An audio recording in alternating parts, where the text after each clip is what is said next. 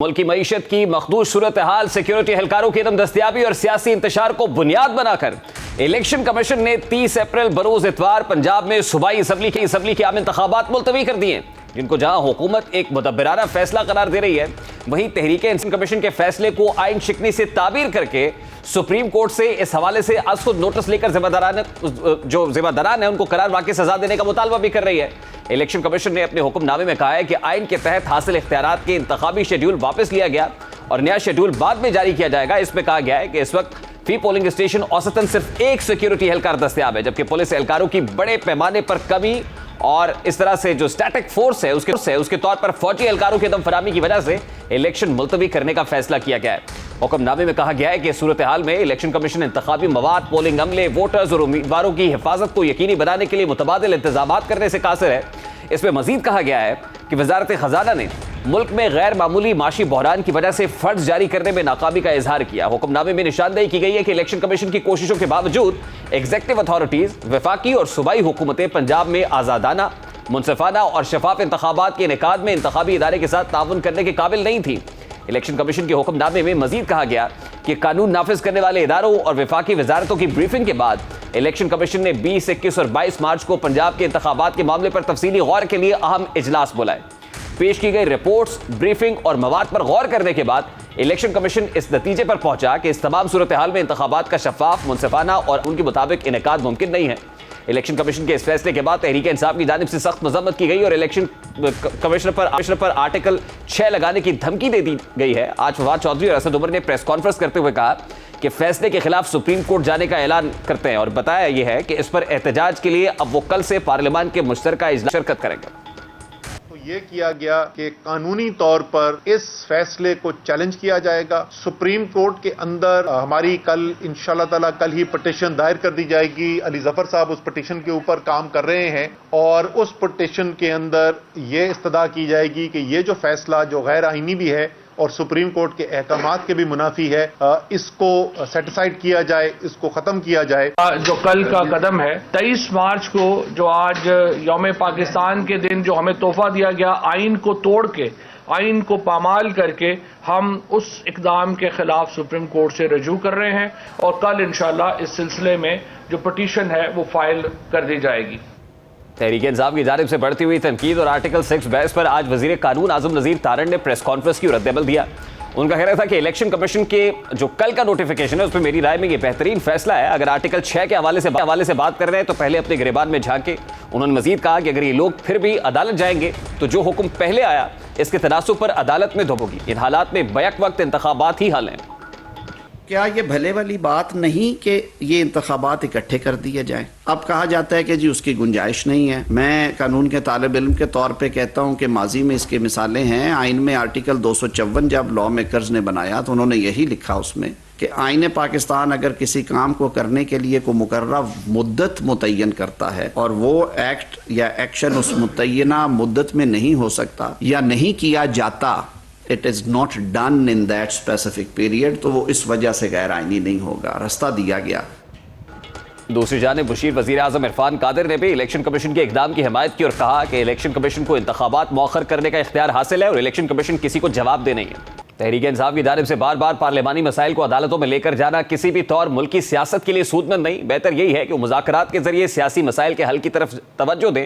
आज आजम नज़ीर तारण ने भी इमरान खान को यही मशवरा दिया और कहा कि सियासत की बुनियादी गुफ्तगू शनीद पर है और मिल बैठ कर इस पर ग्रैंड नेशनल डायलॉग होना चाहिए। वो क्या कह रहे थे, जरा उसकी एक झलक आपके सामने रखता है। भेज देंगे तो ठीक है, 2 बंदे हम भी बैठ जाते हैं, लेकिन अगर वो ग्रैंड नेशनल डायलॉग करना चाहते हैं तो आपकी सिविल सोसाइटी और बार काउंसिल्स ने, ये मेरी अपनी राय है, एक अच्छा प्लेटफॉर्म तजवीज़ किया है। उन्हें बैठना चाहिए उस पर, बाकियों को भी बैठना चाहिए। देखें, ये मुल्क पहले, पाकिस्तान सबसे पहले, रियासत सबसे पहले, हमने तो अपनी सियासत की कीमत अदा की है। पाकिस्तान के लिए हम इकट्ठे बैठे।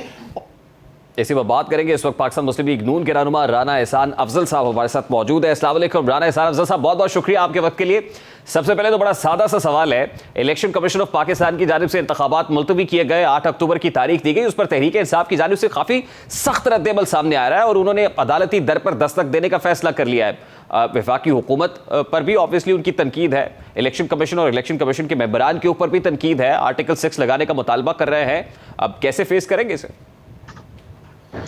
बिस्मिल्लाहिर्रहमानिर्रहीम। देखिए, सबसे पहले तो ये हमारी पार्टी का पहले से मौक़िफ़ रहा है कि जो पोलराइज्ड माहौल है और इस पे जो है वो बयानिए जा चुके हैं। यहाँ जो है अगर इलेक्शन केयर टेकर हुकूमत की निगरानी में हो पाकिस्तान के अंदर तो वो बेहतर होगा, बजाय के वफाक में एक हुकूमत हो और फिर नीचे जो है वो सूबों में इलेक्शन हो रहा हो, तो बेहतर होगा कि इलेक्शन जो हैं ये हमारा मौक़िफ़ रहा है। तो हम समझते हैं कि अगर इलेक्शन जो है वो अलग-अलग होते हैं तो वो एक जो कह लें सियासी अदम इस्तेहकाम है उसको और ज़्यादा वो जो है वो फ़रोग़ मिलेगा।